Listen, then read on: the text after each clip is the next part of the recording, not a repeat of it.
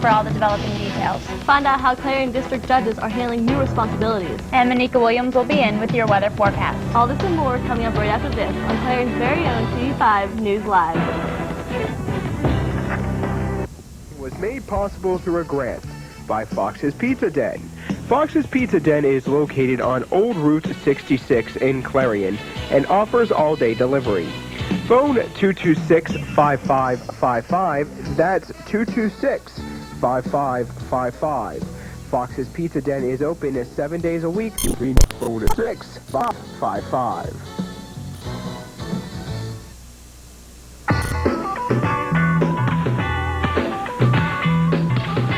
I'll take Simmons. Yeah. Give me Jones. Anderson. Smith. Lightfoot. Bishop. Hernandez. Swiftoff. Harris. Lavender. Peavy. Yes. In the game of life, you've got a much better chance at getting picked for a cool job with grade if you take algebra, geometry, and atlas. You need to know how math can improve your future. Demand it. Call Acme. We'll tell you. Feedback starts now. And I said, you know, it wouldn't a better name for a movie to come out now, and I think I'm going to make the movie or write the book. It would be a great book to have, and you can call to get her book. You can also find it online. Well, I have a feeling I'm going to be rather opinionated. People I know so. Let's ask them about scheduling. Why is it that students have such a problem here with? Tune into Feedback with Mark Despotakis every Tuesday and Wednesday night beginning at 7:30 p.m. We're totally out of time. No time to talk to you. We'll see you tomorrow. This is TV5 News Live. Good evening. It's Wednesday, February 21st, 2001. I'm Carrie LaPoon. And I'm Kelly Esno. The Clarion bank robber has been caught. Find out the latest information. Also, find out about yesterday's fire in Oil City. And as always, Monica Williams will be joining us with the weather. Police have Clarion's bank robbery suspect in custody. Mark Despotakis has all the developing details. Live in the newsroom. Mark? Thanks, Carrie. That's right. It's a story that first started developing over a week ago, and here we are a week and a day after the robbery, and there is an end in sight. Police have informed me that today they found the suspect, Paul Schooneman, in a Kentucky airport around 1 o'clock this afternoon. And here is a look. There we go. The FBI in New York City, he also saw him in New York City. Here is a look at kind of how today's events played out.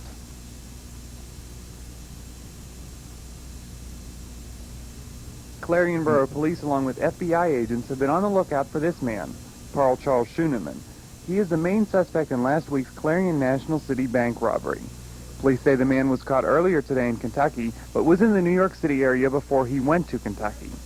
TV5 has obtained this video that possibly shows Schooneman appearing on MTV's Direct Effect television show last night. He is the one wearing the blue hat on the left side of your screen. People who knew Schooneman came forward to Clarion University Public Safety this morning with the tape.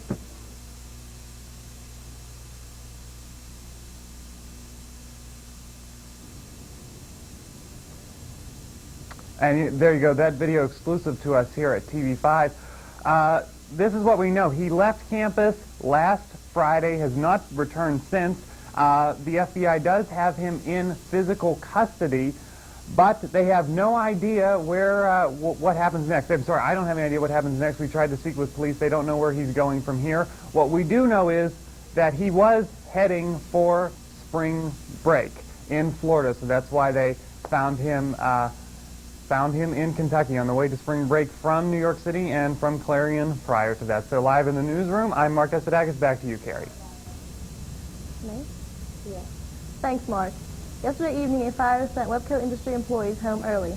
Oil City Fire Chief says the 9 p.m. flames were contained to the roof of the plant. Oil City firefighters gained control of the fire shortly before 10 o'clock. Webco officials are still trying to determine the cause of the fire. No injuries were reported. Clarion County's district judges are prepared to pick up more than their fair share of work. District Judges Daniel George, Anthony Lapinto, and Norman Heasley are willing to take over the responsibilities of deceased District Justice Gregory Long, who died February 11th after a battle with cancer. The 3 judges will be relieved from these responsibilities next year when a new district judge will be appointed.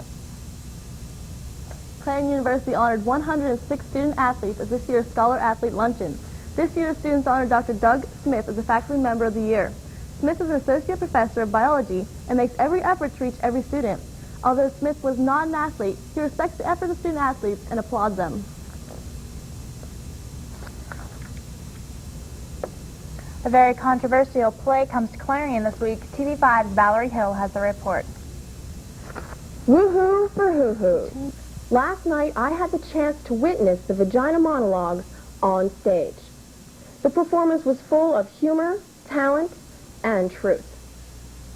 The monologues were developed by Eve Ensler after interviewing over 200 women about their sexual experiences.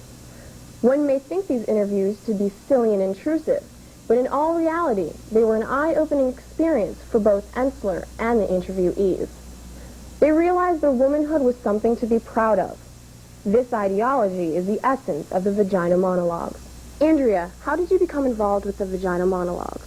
I saw posters around campus for the auditions, and I decided to try out because it was well known on Broadway. Other people have done it, and I just thought it'd be different, so I decided to take the opportunity and try to audition for it. And as a woman, what do the vagina monologues mean to you? I feel that it means to me that I have a chance to express how I feel about my body and how people should look at a woman's body not as something that should be used, but something that should be looked at and respected as. And I feel like this has really given me the opportunity to be able to do that and to express it. All proceeds earned by the play were donated to Passages, an organization dedicated to protecting women against domestic violence. Other organizations involved that share the same mission include SAFE, an off-campus organization, and STAR, an on-campus organization. The Vagina Monologues is an excellent play with an excellent cause. You too can get involved by participating in events against domestic violence. Help stop the violence. This is Valerie Hill, Hart Chapel, for TV5.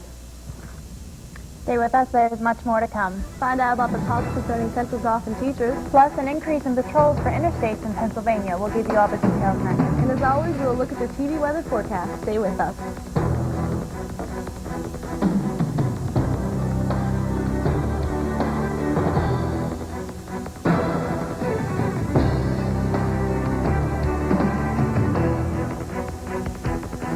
This portion of the programming was made possible through a grant by the Captain Loomis Hotel and Restaurant. The Captain Loomis Hotel and Restaurant is located at 540 Main Street in Clarion and offers dining as well as a nightclub. The restaurant and nightclub are open 7 days a week for your convenience. Call the Captain Loomis Hotel and Restaurant, 226-8400.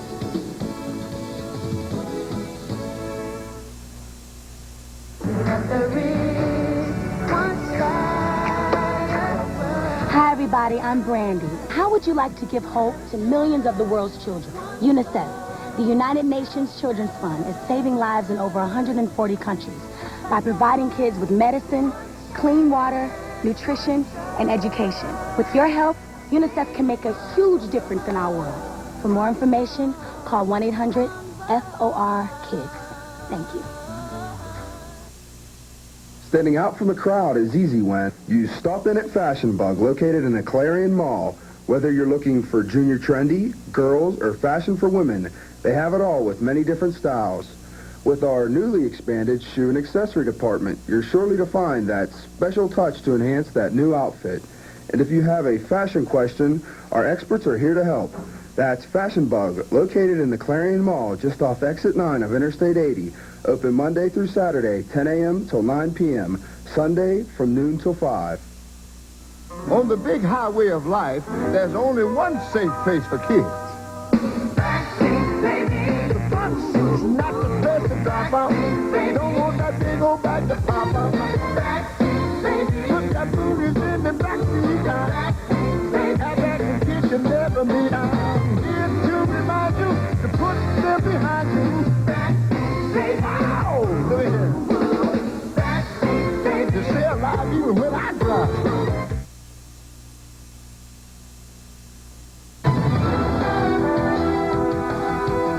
From Clarion's very own, Terry LaPue, Kelly Esno, Monica Williams, Jared Peter, From Studio A, this is TV5 News Live. Welcome back to TV5 News. The lawsuit filed by Central Dauphin Teachers Union continues today as arguments focus on the school board's illegal imposition of new labor rules. These new rules will be implemented tomorrow when teachers return to class. The school board contends that it can improve an interim agreement in light of the deadlock between striking teachers and the board in contract talks. The state's case is full of holes, according to the attorney representing William Blick, a suburban Pittsburgh firefighter trainee charged with homicide and arson. Blick is accused of setting the fire at a West Mifflin duplex last July. Located near a volunteer fire hall, the blaze claimed the lives of a husband, wife, and their 10-month-old infant. He claimed God to be his lawyer, and Robert Jones's public defender was sentenced at the wings at an arson hearing today. Jones was charged with setting a fire to a suburban Johnstown movie theater on February 1st, while a dozen mentally challenged adults from a state hospital were inside watching a movie. Rebecca Jane Rembold of Venango County was in court today for a preliminary hearing related to the shooting death of 35-year-old Richard Eugene Sager. According to state police, the fatality stemmed from a domestic dispute between Sager and the 30-year-old woman earlier this month. With the number of citations down and the number of collisions up, Lieutenant Colonel Thomas Curry is urging state troopers to step up patrols on Pennsylvania's interstates. The top state police official says current enforcement activities are unacceptable. Coming up next, a look ahead at your weekend weather forecast. But first, here's a look at tonight's lottery numbers.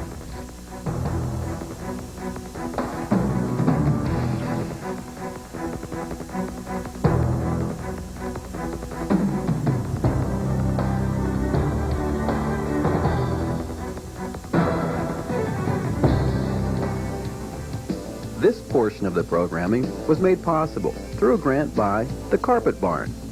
The Carpet Barn is located at 470 South 5th Avenue in Clarion.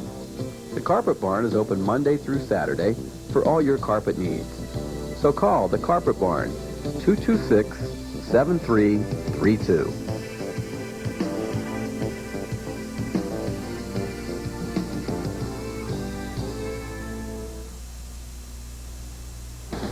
This portion of the program was made possible through a grant from Clarion Hospital. Clarion Hospital is located off of Exit 9 of Interstate 80. Clarion Hospital offers outpatient services, transitional care, as well as an emergency room open around the clock every day of the year. More than 400 employees and 80 physicians work to serve the community. Call the Clarion Hospital at 226-9500. Clarion Hospital, providing health care to Clarion County and surrounding communities since 1954.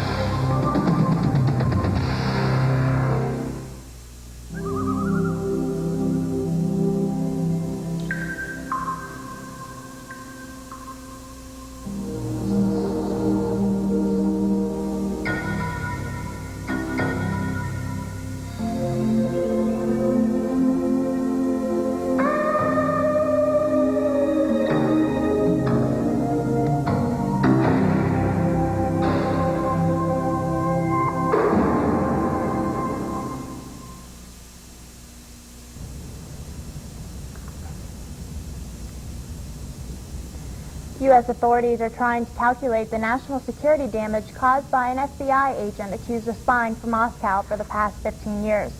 Robert Hansen was charged with espionage in federal court Tuesday and is being held without bond. Federal agents have been searching his home in Virginia for more evidence of his alleged contacts with Russian officials.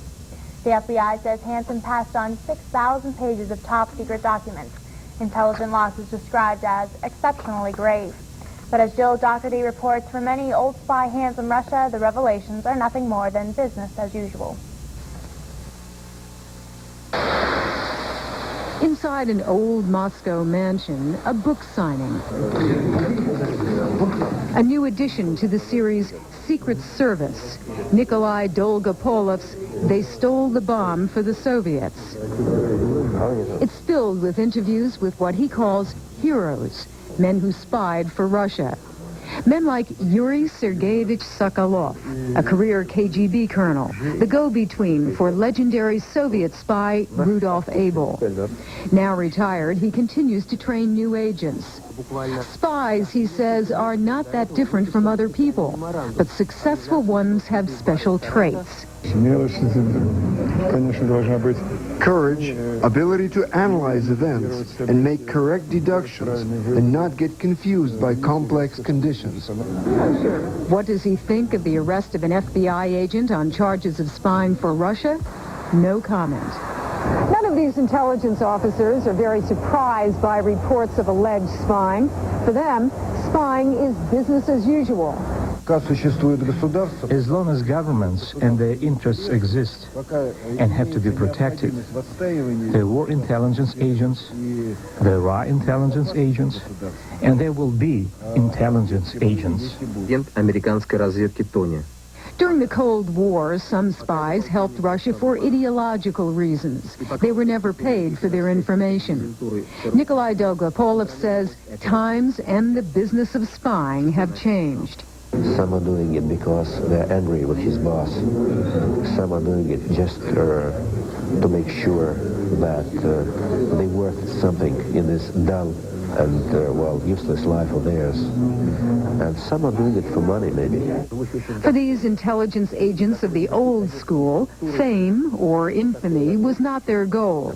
Content to live out their lives in the shadowy world of spying. Jill Doherty, CNN, Moscow. President Bush visited an elementary school today in Townsend, Tennessee, just outside Smoky National Park. The president talked about his administration's aggressive program for public education and how his 2002 budget will include an additional $1.6 billion in federal support for elementary and secondary education programs. The money will be part of an 11% increase in overall federal education spending, the largest proposed increase for any cabinet agency.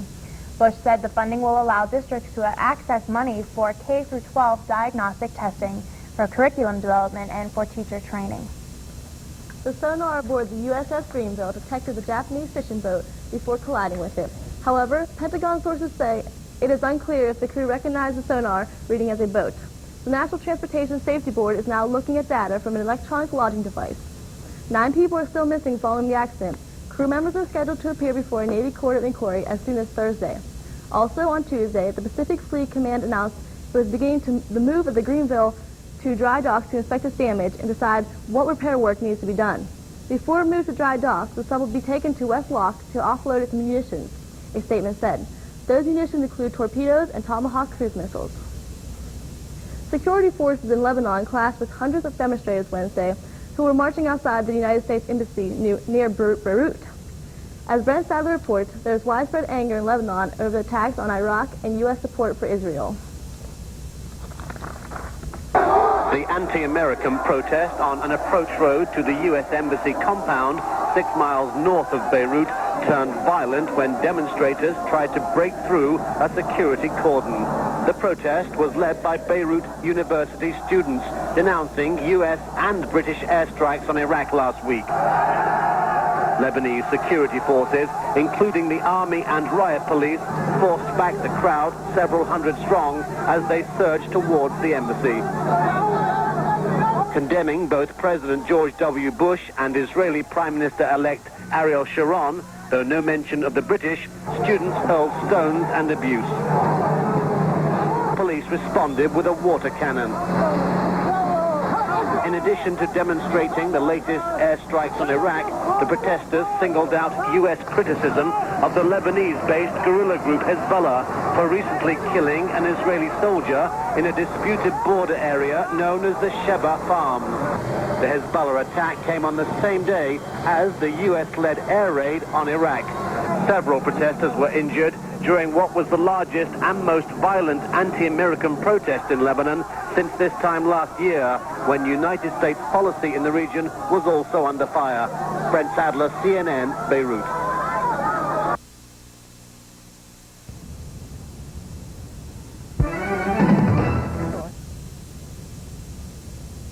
We've had quite a bit of a surprise with the weather this past week. We had some rain this past weekend, a beautiful day yesterday, and then it was really cold today. Are we in for more surprises, or what's the scoop with the weather? Hopefully when we take a look at the 5-day later on in the broadcast, we can see some more steady temperatures. Okay, great. Taking a look at the satellite map, as you can see moving out from the west, California was experiencing some heavy cloud coverage, and in the Midwest, as you can see there's lots of cloud coverage, and then moving into our area, we are also experiencing lots of cloud coverage, and this can bring good or bad weather, but I think pretty much we're going to stay clear of rain. And here we have the high pressure fronts. They're moving in from the west, traveling through the Midwest and into our region. But first we have to get rid of this strip of the low pressure front and try to get rid of that nasty weather we were experiencing last week. As you can see here in our temperatures, in Philadelphia they were experiencing 10 degrees warmer weather than we were. And here in our area we got up just about below, a little below 30 degrees. Wish we were down here in southern Georgia or Florida. Taking a look at our precip map in Pennsylvania, we're staying clear of precipitation, which is good. We had enough of it last week, all in this area. Now looking at our 5 days. Today, high of 28 and low of 19 degrees, with the high tomorrow at 28 with a low of 7.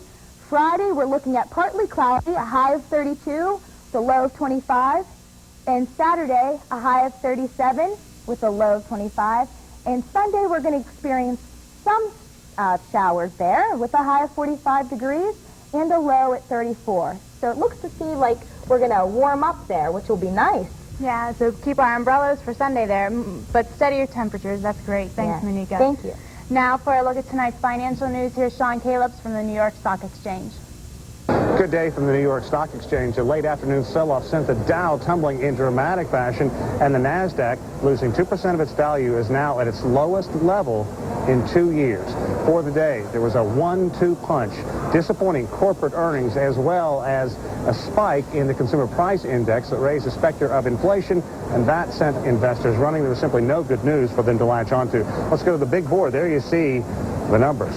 Down 204 points, the level 10,526. Declining issues outpacing the advancing issues by almost a 3-to-1 margin. And on the NASDAQ, the level now 2268, losing 49 points. We're going to get to the CPI in just a minute. First, the tech stocks. Sun Microsystems became the latest major tech company to get downgraded. It lost more than $2 on the day. Intel, Cisco, also at levels not seen since 1999. They were among the most active stocks traded. Also, Motorola announcing another wave of layoffs, this time about 300 employees in the cell phone division, mostly in and around the Chicago area. Also, Coca-Cola downgraded by Goldman Sachs, indicating that they will lower the earnings per estimate for the rest of the year. It finished down more than $3.50. Coke also announcing a deal with Procter & Gamble to begin selling fruit drinks and snacks together. It's going to be a $4 billion venture, combining such powerhouse names as Minute Maid, Sunny Delight, and Pringles. Procter & Gamble up $1 on the day. Now the real wild card in all of this, blame for spooking the financial stocks, the latest number from the Consumer Price Index. Government figures show the CPI rose by the fastest level in 10 months. The reason this is important, it could be an indicator inflation is on the rise and could make the Federal Reserve not lower interest rates when they meet next. That's the very latest from the Stock Exchange. I'm Sean Calebs. Now back to you. Sports follows the break, and let's look at tonight's stock report.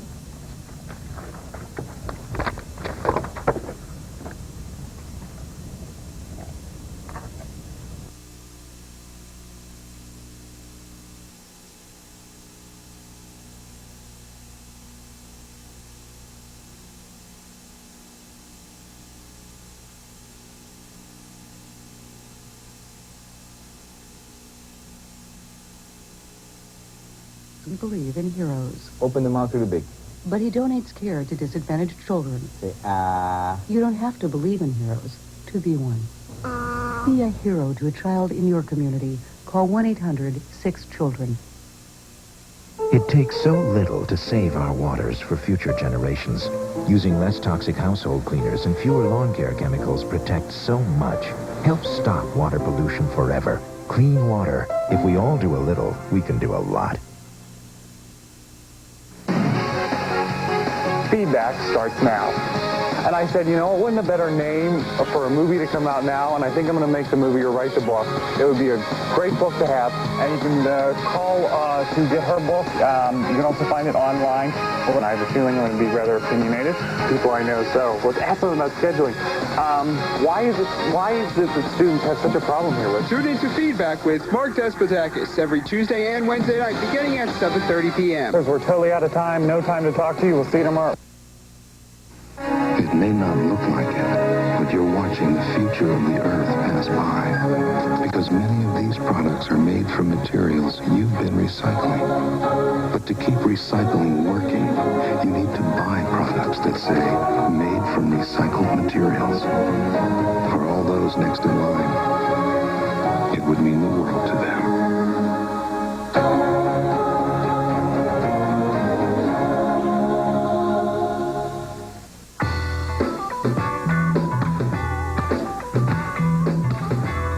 Take Simmons. Give me Jones. Anderson. Smith. Lightfoot. Bishop. Hernandez. Smithka. Harris. Lavender. Peavy. Yes. In the game of life, you've got a much better chance at getting picked for a cool job with great pay if you take algebra, geometry, and calculus. You need to know how math can improve your future. Demand it. Call NACME. We'll tell you.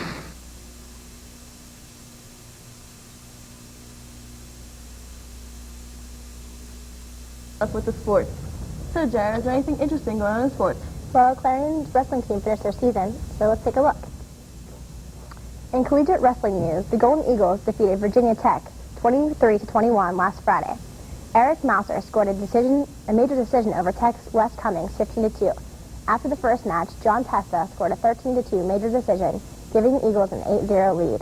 Peter Durstein won the third straight major decision for Clarion when he defeated Tech's David Thurston 18-5. Tech's Brent Ryder fell to Dominic Sura 12-4, and Hokie Brian Wilson was defeated by Clarion's Shane McChesney 11-3. With only 3 matches left, the Hokies trailed 23-6. Things would change in the next 2 matches. Tech scored 2 straight falls to pull them back into the contention for the win. Tech almost pulled off the comeback, but Clarion's Bob Topper foiled Scott Justice's attempt at a pin.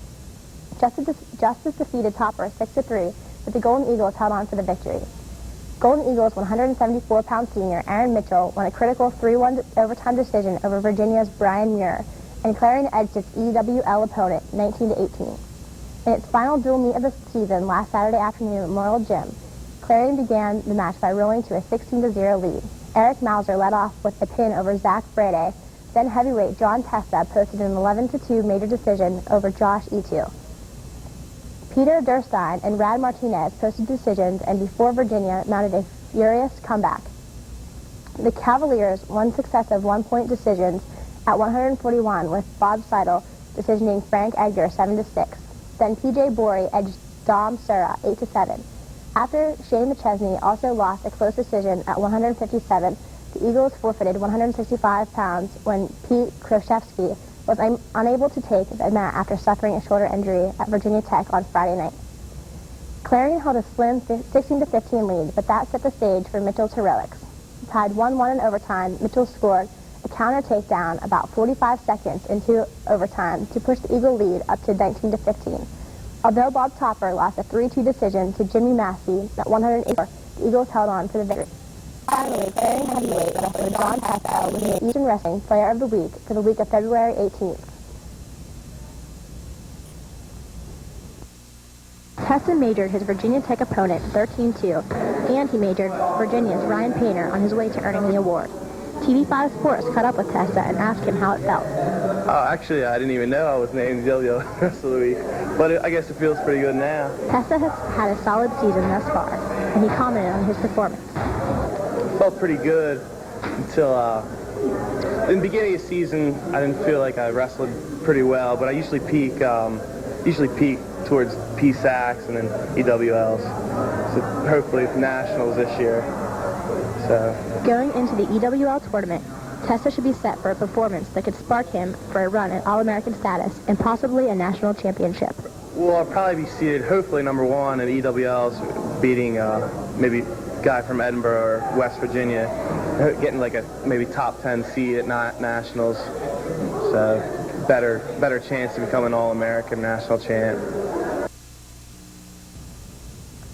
The EWL tournament will be held at Virginia Tech over the weekend of March 3rd to 4th. That's all in sports. Now back over to Carrie and Kelly. Thanks for joining us tonight. We'll be off next week, but tune in on March 6th with live Borough Coverage Council with Pat Grace. Have a good evening.